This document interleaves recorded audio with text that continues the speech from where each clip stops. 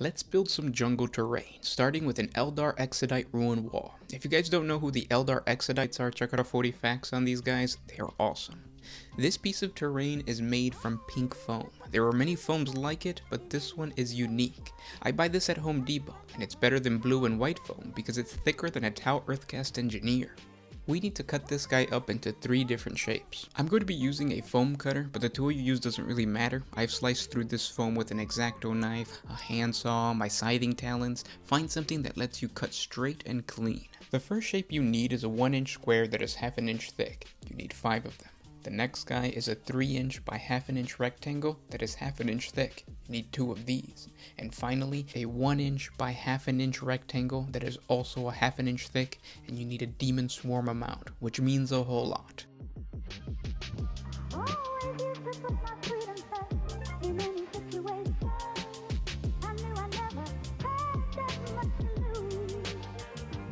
But wait, there's a problem with the bricks we just cut. They're too clean. We need to roughen them up and make them look like this.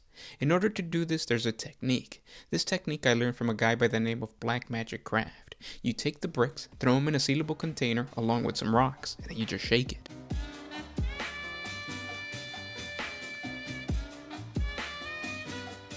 This bruises the foam, making the bricks look worn and ancient. Well, not really, but it looks cool. Now let's carve some Eldar symbols onto the square bricks. To do this, I'm pulling out the old school Eldar Codex for reference. These old books are full of amazing lore, art, and photos, so if you ever come across them, it's worth it to buy it. I'm going to use these to make up my own Exodite runes. Because pink foam is so soft, you can simply take a pencil and draw on whatever you need to. I'm still learning how to frame proper shots, so I apologize for blocking this with my hand, but here's the finished Eldar symbol. Let's set these aside for now and work on building the 2 brick posts of the wall. This is what's going to bring balance to the entire piece. Using the long rectangle pieces as the core of the post, we are going to layer the small bricks around it, gluing them in place in alternating brick patterns. This is how it's going to look in the beginning, and this is how it should look in the end.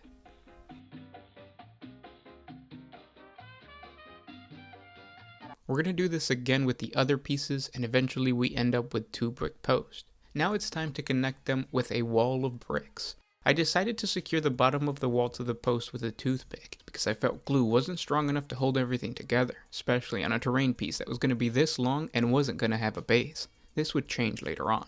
I started by making a pilot hole with a toothpick to the post, and then skewered each brick one by one, making sure to use the flat surface of the table when sliding the bricks in. Otherwise, you get some bricks that are higher than others, and once you start layering them, it completely messes everything up. This was my first setback of the build. The toothpicks that I had could only fit 2 bricks at a time, so if I wanted a longer wall, I would have to either use multiple toothpicks or just make a base.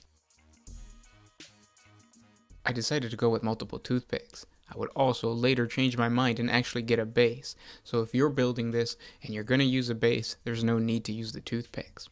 So once the bottom row is done, the next thing you need to do is glue and layer the bricks. In order to create a brick pattern, you need to cut the end pieces in half. If there's gaps between the bricks, don't worry. This is supposed to be an ancient ruined building, so the fact that there are gaps makes it look more realistic. And as you guys can see, I added the large square bricks, making sure that the stones followed the same brick pattern. Before I finished the top layer, I noticed that the wall was kind of wobbly. In order to fix this problem, I used toothpicks on the corner bricks to prevent the wall from swinging down when the terrain piece was being carried. And this is the end result.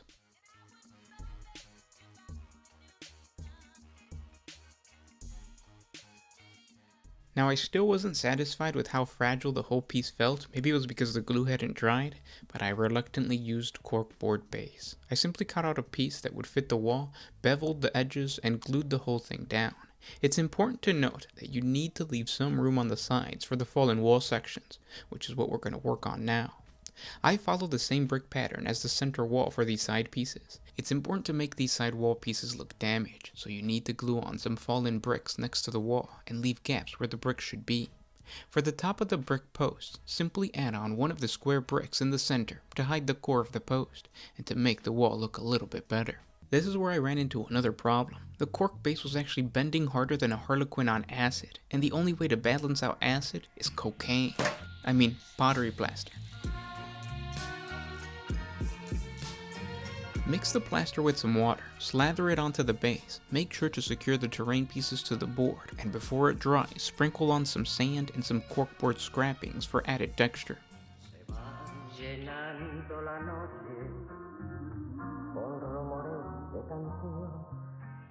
Once everything is dry, you want to prime the whole thing with a mixture of Mod Podge and black. This is another trick I learned from Black Magic Craft. It not only acts as a base color, but it also seals everything together. And now we move on to painting. Honestly, this is the easiest part of the entire terrain build. We simply hit the entire thing with a heavy dry brush of dark gray, followed by a lighter gray, and then finally a light dry brush of white, making the edges pop.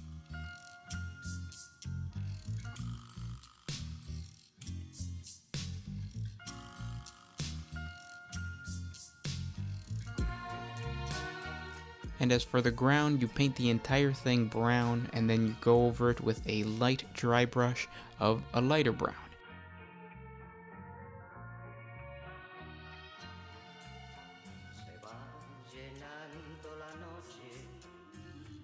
Whenever I say something is lighter, usually it means that I just added a little bit of white to that specific color that I used before, so keep that in mind.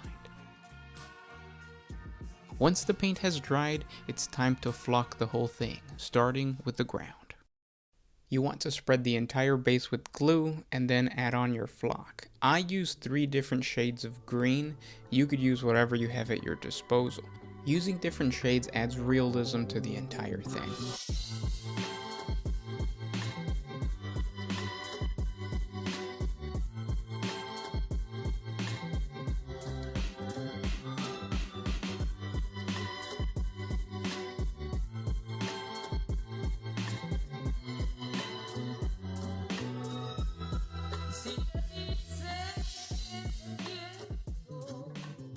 The next thing you want to do is you want to take an old brush, dip it in some glue, and then go over the areas where grass or like moss would grow on the walls, usually wherever the bricks come out. Once you cover those areas, you flock the entire thing just like you would the floor.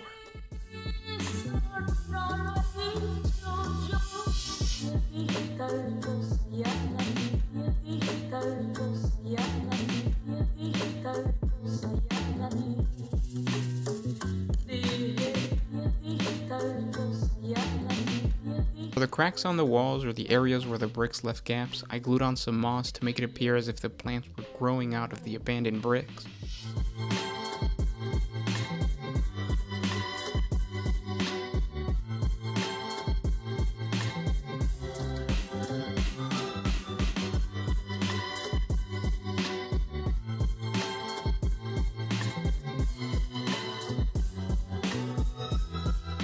I purchased this about a month ago from a hobby store, and while it looks realistic, it doesn't match the green of the flock. So instead of painting the moss, I simply chopped it up and sprinkled some of the moss around the base to blend the colors together, just like I did with the flock. And that's how you make an Eldar Exodite ruin wall. I'm going to be making one Warhammer 40K terrain video every single week for the next 2 months. If you guys like these types of videos, please let me know by clicking the like button. If you're not already a subscriber, subscribe to the channel. So thank you guys for watching, and I'll talk to you tomorrow. This is Gershwan with One Mind Syndicate, signing out.